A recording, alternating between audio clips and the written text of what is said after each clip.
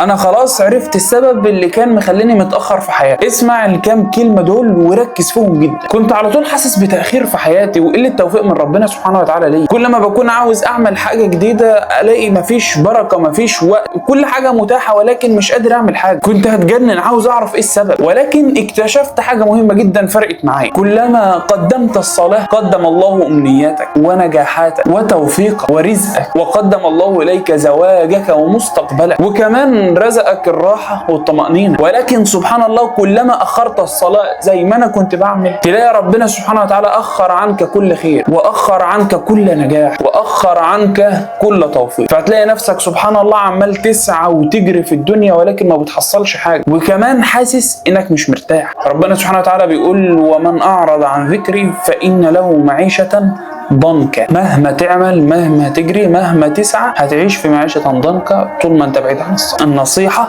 اول ما تسمع الاذان روح صلي، بس مش عايز كلام كتير. سلام.